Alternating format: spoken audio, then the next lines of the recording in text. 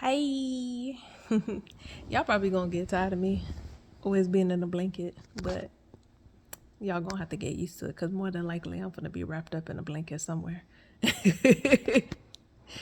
um, so God told me the next testimony to give for today's testimony.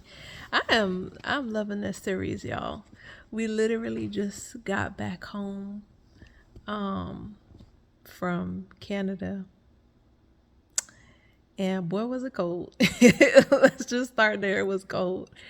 Um, but I'm just so grateful that we were able to go and we were able to see Niagara and just, take time off and be together, which is always good and not be home. um, but the testimony for today, so I wanted to mention that we just came back from Canada because I really would not have seen me doing this if you would have told me, what was that, almost 20 years ago. Dang, that's crazy. Nah, not 20. I'm tripping. 10, a little over 10 years ago. Dang, that's so crazy. Anyway, if you would have told me some time ago, right, that we would be going to Canada, I'd probably kind of believe you, but just the way that we got here is just crazy. So I'm showing y'all Bob because I'm just letting y'all know that it's me and Bob right now. And Ciroc, but Ciroc's too far. Ciroc is my doggy, just to let y'all know. But the testimony that I'm gonna give today is really for everybody who kind of feels stuck and lost. I did talk about this one on the speaking engagement I had the other day. I did speak on this one, but I was led to speak about this one again, and I'm excited to speak about the next one as well because I got that one too. So we'll see where I'm wrapped up in and what pillow and what blanket I'm in for the next one. But for this one, we have to go back to after college. So I remember, on the last testimony, I told y'all about, how I graduated from my undergrad, and then I graduated my master's and I moved and everything. So, I moved after my undergrad and got my master's. So I wanted to go back to undergrad, and I just wanted to kind of talk to y'all about that because this is really kind of more so on relocation and kind of expanding on that some more and just how God has brought us here to where we are now with going to Canada and like it's so crazy. So I went to undergrad and I got my undergrad in and before I graduated, so I went to UF, right? UF is University of Florida in Gainesville. Go Gators. And who doesn't know, UF has like I know that they're the top business school in Florida. I think in the country, if I'm not mistaken. I mean, I could be misspeaking. I don't really know, but I know in Florida, 100%, they have the top business school, and they have the top career resource as well. So for students, so their career resource center is like on point, right? And so they used to have the career fairs and everything. And so I remember going to the career fair, and I remember at that time, because I did graduate with my bachelor's in business admin, I did in the back end, which is a whole nother testimony in itself. In the back end of my undergrad, so junior year, pretty much, I went.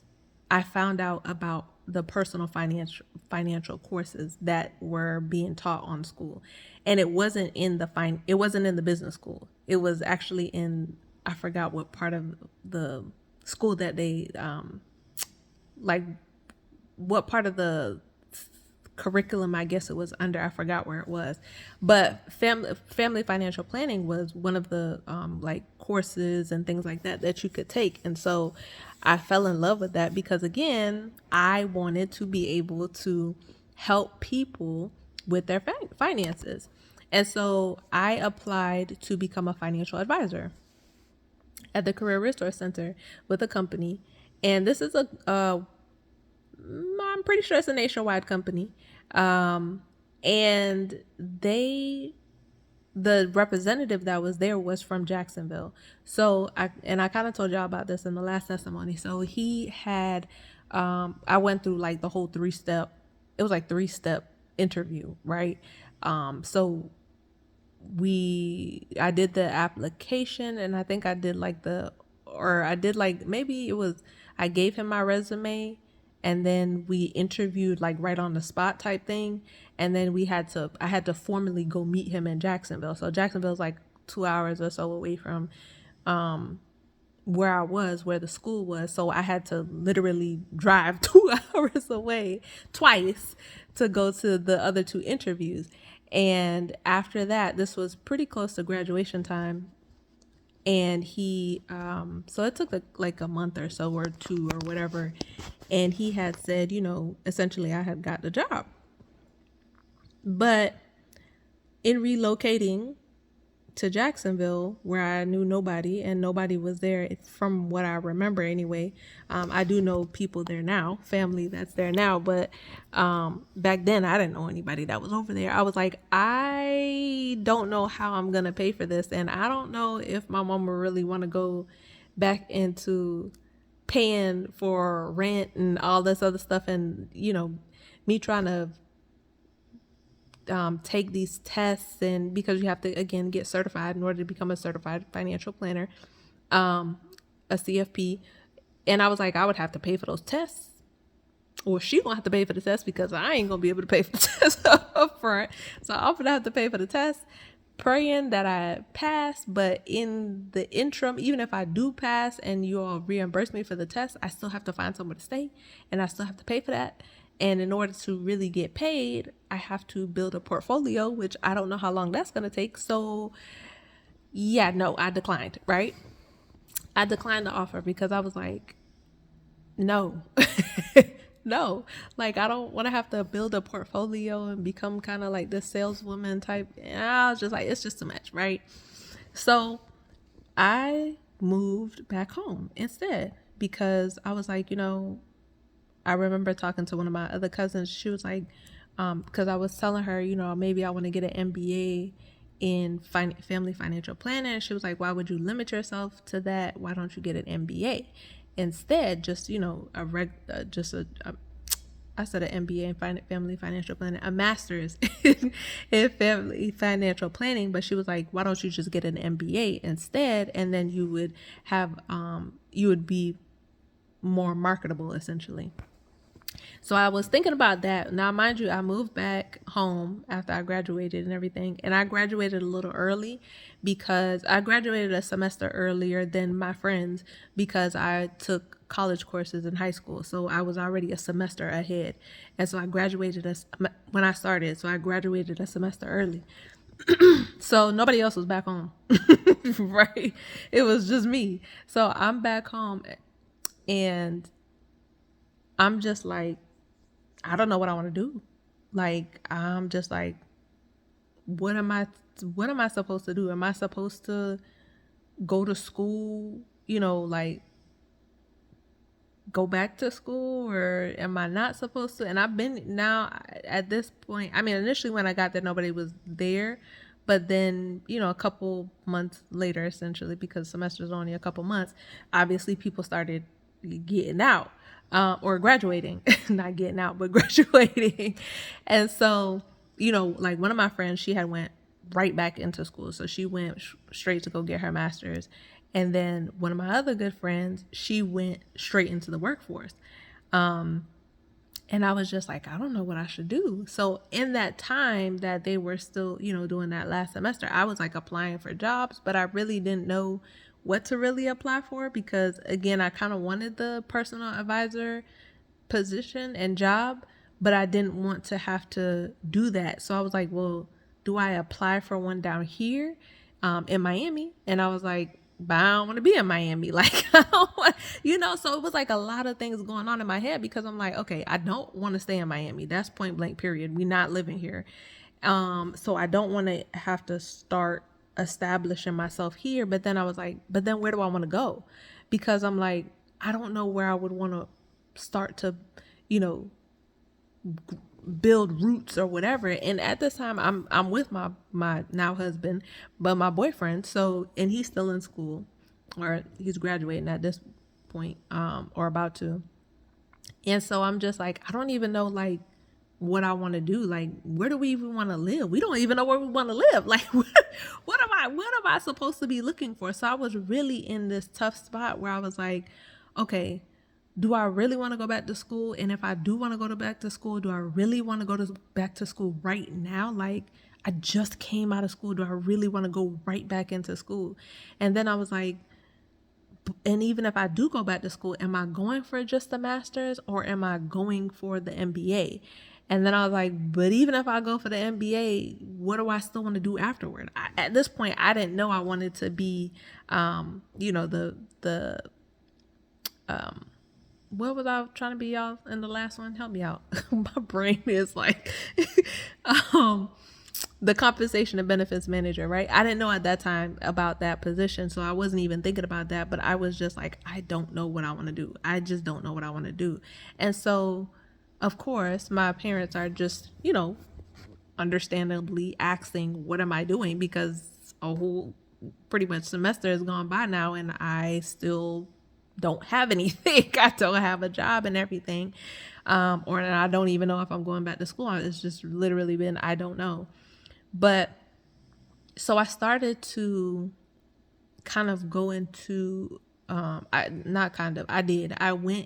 became depressed, because I was like, first of all, there's nobody here, right? Like, even though people are graduating, they're going off to college, or they're going off to go to their jobs, or you know what I'm saying, or they're starting whatever they're doing. And so it's like nobody's here. And Brennan was still in school at this time too, so he hadn't graduated as of yet. And so I was just like, I don't know what I want to do. Like, I really don't know. I just don't. I don't know what I want to do. And it was depressed. I fell into depression because I was lost. And I knew that what was happening was I was taking in everybody else's expectation, because I did for the majority of, up until that point from my life. Like, my whole life, I was always held at this having high expectations on what to do. I was a straight A student in grade school, so straight A's all the time, ever since we started getting grades. And then, here comes college, and nobody don't know what I graduated with, but it wasn't no straight A's, I can tell you that much. But an undergrad, I was just like, I graduated, and now people are like, okay, now she's about to do something big. And I was really into this expectation, like, into everybody else's expectation, like, what are they gonna think about me? Like, what they gonna think about me now that I don't know what I want to do? Like, what are they, what am I supposed to do? Like, how they gonna look at me if I don't go to school, or if I get this type of job? Like, you know what I'm saying? I'm sitting in my head thinking all of this stuff. And so I'm falling into this depression, because I'm like, I really don't know what I want to do, and I don't know where to go, and I don't even know where to start. And so I just remember being in the room, and I just started like crying because I was like, I don't know what to do. And I just started praying, and I just closed my eyes, y'all. I really just sat there and laid there, and I closed my eyes. And it was middle of the day, because obviously I ain't had nothing else to do. So it was middle of the day, And I just closed my eyes and I was just praying to God. And all I seen was darkness. I mean, dark. Middle of the day now in this bedroom, like I would say a good 25% of it is windows. So the light is just shining in, but all I seen was darkness. Not just because my eyelids were closed, but it was dark, like dark as if it was night outside. And that's how I felt too. Like I just felt like in this very dark place, like I have no idea what to do or where to go. And all I remember God telling me was like, just go. Like,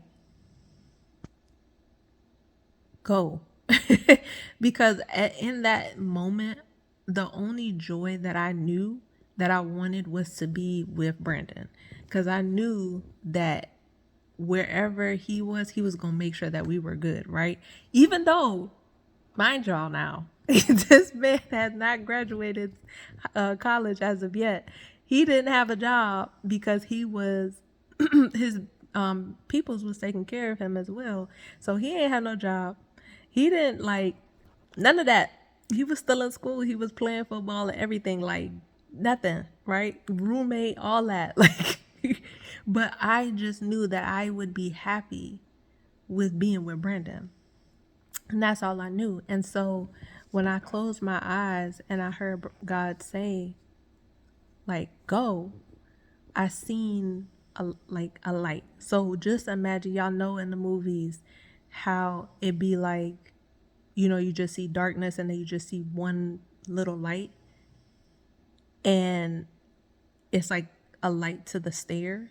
That's exactly what it was. It was legit like all I seen was this one little speck of light. And God was just telling me like, it's okay, you can go. And I'm just like asking him like, God, but go where? Like, go to Brandon? Like, but we don't have nothing. Like, we don't have no jobs. Like, what do you mean go? Like, go and do what? What am I supposed to do?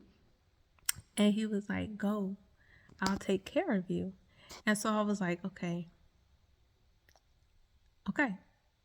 like, all right. Because at this point, all I'm seeing is the first step. And he's telling me, God is telling me to take the first step. Take the first step and he'll light the rest of the path, right? So I was just like, okay. Because, I mean, what else I'm supposed to do, y'all? What else am I supposed to do? I don't know where else to go. I don't know what else to do. So I said, okay. So I packed up and I went to where Brandon was, which was 3 hours away in Daytona. And ever since I left and went to Daytona, things just lined up. When I tell y'all, it was legit like just step after step after step after step after step. Amen. In the name of Jesus. When I tell y'all, after taking the first step, life is now here. And here is not even the highest. Like it's like from here over here to here, okay? And this is within the span of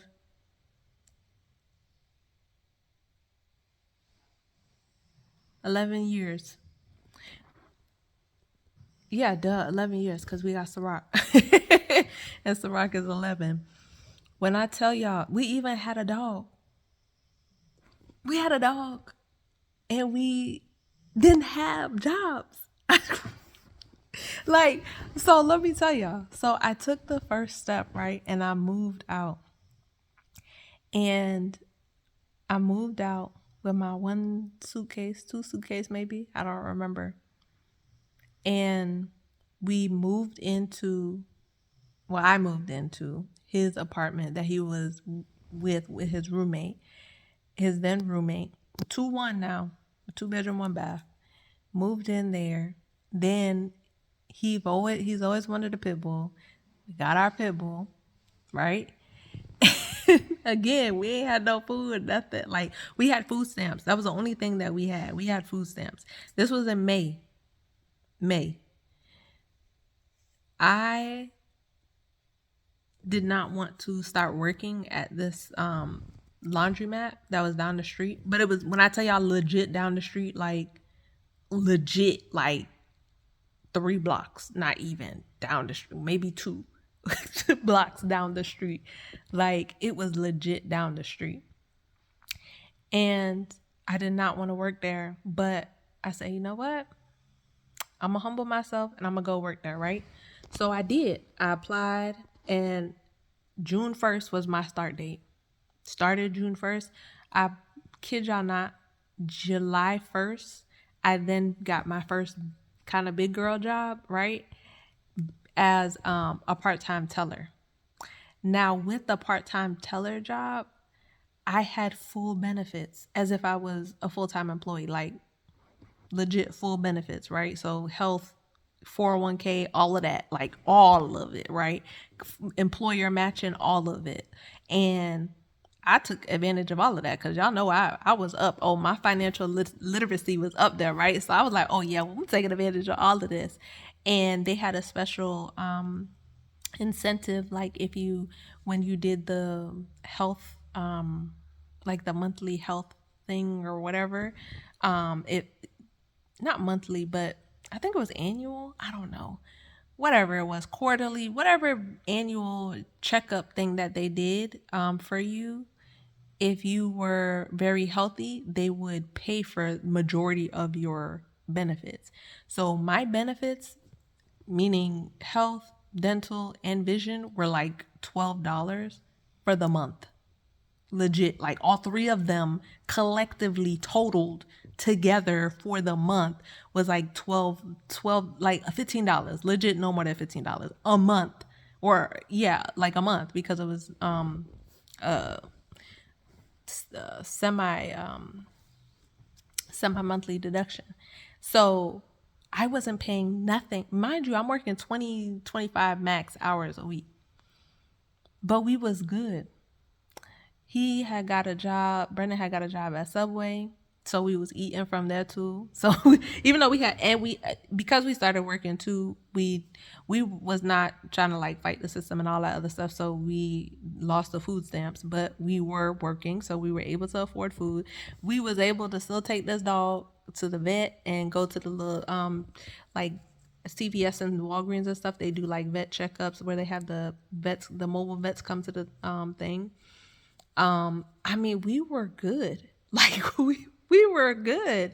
I mean, did we have a lot? No, but we were good. We had gas in the car. Thank God we ain't need too much because I was just going down the street, but we had gas in the car and everything. I mean, we were good. And then in July, the end of July, if I'm not mistaken, yeah, it was the end of July. The end of July. Let me tell you what God did. So we were looking to move into an apartment complex because in July, I think July or August or whatever, the lease had expired, where he was with his roommate. So technically, even though I was an illegal, unauthorized resident there, occupant of the unit, as well as Ciroc, we were both illegal occupants. We collectively had moved out prior to. Now, and I'm going to speak to these leases, and this is why this is something that I want y'all to take from this. You have to read documents. You hear me? You signing your name and you paying money on something, you better read all of those freaking documents, because this is what happens. And I've seen it way too many times, because I'm about to tell y'all, but I've seen it way too many times where people don't read documents, and then when they need something, now it's like, well, where does that say that? It says it on the document that you should have read when you signed it, right? So we left and we turned in the key, and the roommate, he left at a later date, but he never actually, I guess, paid the rest of the rent, whatever. I don't know, whatever actually happened. And technically, there was an eviction filed. So that was on Brandon's record as well, right?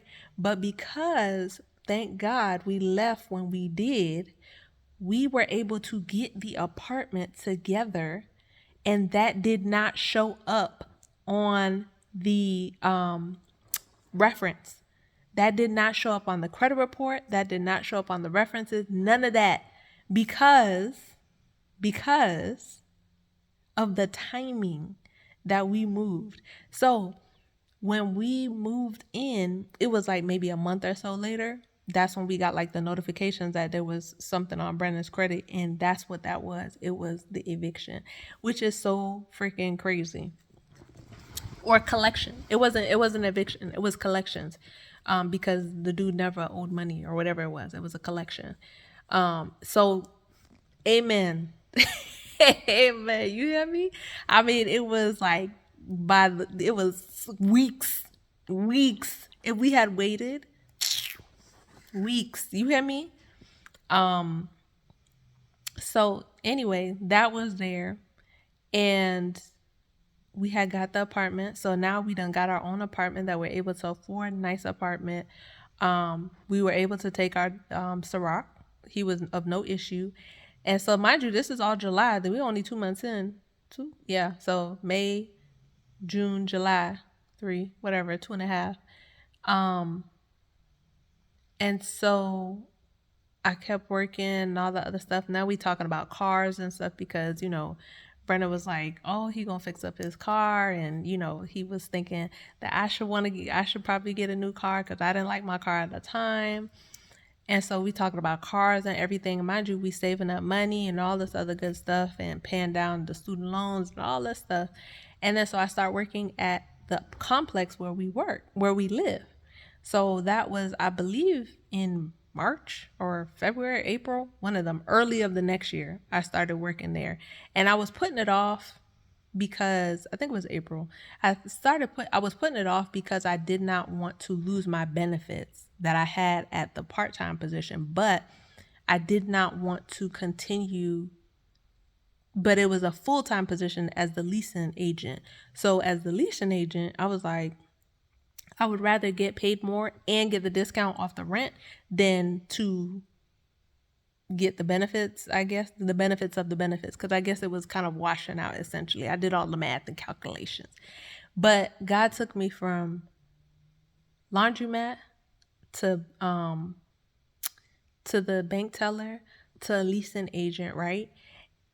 And then he still sprinkled grace on top of that because we had so many connections with Brendan. Brendan moved jobs too, so he wasn't working at Subway. He was now at Advance, and that was just a whole connection in and of itself because now we got car parts. Period. Like, which is why he was saying like he about to fix up his car. Maybe we should start talking about getting a new one.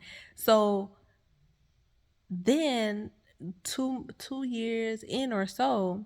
So now we like 2 years in, and now we done got a whole brand new car. That's a whole nother testimony, for another day. But 2 years in, we're talking about getting a whole nother brand new car and everything. That didn't go through at that time. It actually took 3 years in, but went from, again, working in the laundromat to then working into the bank to getting an apartment to paying off debt to working at the apartment complex to buying a brand new car. Like, bro, all from taking the first step and trusting that God would provide. Because if there is anything, it is Philippians 4:19 that God provided for us. You hear me? Because them jobs, looking back at the W-2s, I'm like, this what we was living off of? Like, what? Like, mind you, Daytona was not expensive, and back then, rent was not what it is now, but still, I was just like, bro, like, we was affording rent off of this. So we just had so much, we was just blessed all around, and it was just such a great thing to just see when you reflect back. When I reflect back on it, it's just like, God, you took us from a laundromat to where we are now. Like our first home, our second home, like this is amazing. Another vehicle, like it's just so amazing. And then answer jobs. I mean, the current job, leadership, like moving from all of that to leadership to like, y'all, it's all from taking the first step. So, a couple things from this messages, right? From this testimony. The first thing, like I just said, like I just told y'all, is that I want to make sure that y'all make sure y'all read y'all documents, okay? Because listen, these contracts, these people are out for themselves in the contracts. They are actually taking care of themselves in the contracts, okay? So when you, and this, I heard this so beautifully at a renewal the other day, is that contracts are what can you do for me, but covenants is what can I do for you. So God has made a covenant with you to take care of you, right? He wants to take care of you. But in contracts, they don't care about all that. They trying to see what you gonna do for them and what's gonna happen if you don't, right? So when you're signing your name on a contract, make sure you're reading through that document. Make sure you understand what you sign in before you start signing. That's even at the doctor, all of that stuff. The second thing is to take the first step. Take the first step and trust that God is going to make it so much better than you expected. Because if you would have told me I was getting a brand new car back then, I would have been like, Chabu, who? But we could afford it. God made it. He stepped us up to the point where we could actually afford it more than what I would have ever thought that we could have afforded back then. And we had never missed a payment on that car. And it is paid in full at this day. Thank you, Jesus. But we took from the laundromat, y'all, from the food stamps, y'all, from the shared apartment, y'all, from the no job, y'all, from the confusion, from the depression. He took us from there to here, to Canada trips. We have been on a trip. Well, me, not Brandon, but I've been on a trip every month since August. August, 2 places. September went somewhere. October, we in October now, just went somewhere. November, we don't have nothing. And I'm kind of happy. But then December, January, we have things planned. Like God has aligned all of these things. And this was on our 2024 to travel. This was on our what's the thing? Vision board that we made to travel this year. And we have traveled. We have traveled. And still we still plan to. Like, so take the first step. Even if you can't see in front of you, have to walk by faith. You have to walk by faith. You have to walk by faith. We have to walk by faith. We have to walk by faith and not by sight, because just as I took that first step, I closed my eyes. I didn't see nothing else but the light. And his word was the lamp beneath my feet, because I'm telling y'all, I could have never told y'all. I would have never been able to tell y'all. And y'all may be like, well, 11 years is a long time. 11 years is a long time. But for all of those things to happen, the way that they happened and the way that God has set them up, I would have never. Period. But the last thing I also want to leave y'all with is not to live up to anybody else's expectation but God's. You don't have to meet anybody's expectation of you but God. People can have their expectations all they want, but that does not define you. You cannot be defined by what somebody else wants you to be. They can't tell you and be disappointed. I mean, they can, but let that be on them. They're disappointed because they set the expectation for you. You did not. You do not have to live by somebody else's expectation. If they expect you to be here by this age, let them think that you should be there by this age. But if God is telling you you need to be here by this age, and this is where I need you to be right now, that's where you need to be.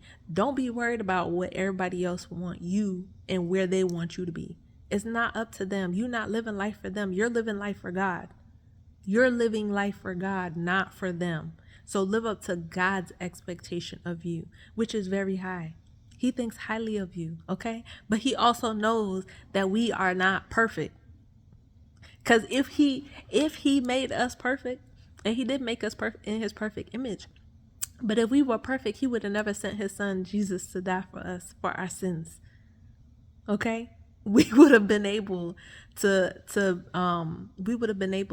satisfy our sin, to be saved from our sins. We would have been able to save ourselves, but we couldn't.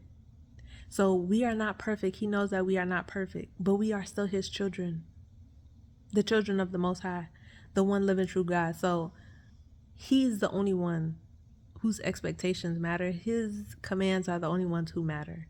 That matters.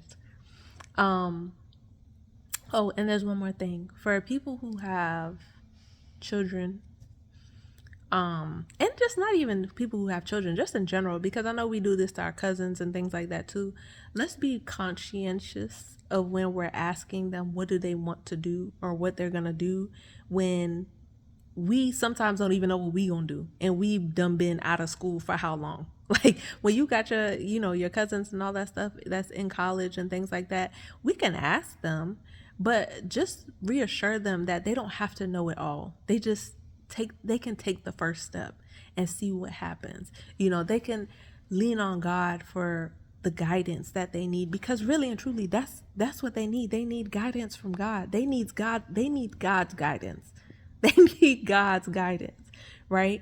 So let's help them to lean on his guidance and his wisdom in that time, because we need to make sure that we understand that we don't have to know everything. We don't know everything. We don't know anything, really and truly. So they can take time. It's okay for them to take time. You have to think, like, some of us are 30s, 40s, and we don't even know what we want, and yet we're asking an 18, 19, 20-year-old, what do you want to do? Where are you going to go? Why you ain't got no job? Like, what do you mean? Because they don't know. They don't know nothing. They're still kids. Like, y'all realize that they're still kids? They just fresh out of college. Like, they don't know. They may not know, and it's okay. Like, don't rush them. Somebody, I think it was I think it's the guy. I think his name is Mervin or Melvin or something. It's the black man on Instagram and TikTok and stuff. The one that has like I think like a bad hip or something like that. And he pointed out that in the Bible it says that the man shall leave his parents once he finds his wife, not at the age of 18. That's something that we as a culture, I guess, establish, that once you're 18 and of legal age, then you're no longer supposed to be in the house. No, you're supposed to be not taken care of, but you're supposed to leave once you find your wife, your husband. Now, does that mean that you should mooch off your parents till you're 50? I'm not saying that. But what I'm saying is that I feel like we should, and parents should definitely take their times, understanding that your children are still children at that age. They don't know. They probably haven't bought their first car yet. They probably don't even know like how insurance works. They probably don't know these things. And this is why I'm here, y'all. Send them over to me so that I can help them, okay? I have a whole Crown Academy for that. For specifically for the younger youth. A whole course on that. So, but besides that, definitely just know that you don't have to live by anybody's expectations. You don't have to rush. It's okay. Seek God's guidance. Read them documents, y'all. Read them documents. And what else I said, y'all? And y'all remember the last thing. I know y'all do. Read them documents. Don't live up to people's expectations. And yeah, I'll list them out. But y'all have a great night or morning, and I pray y'all be good. Bye.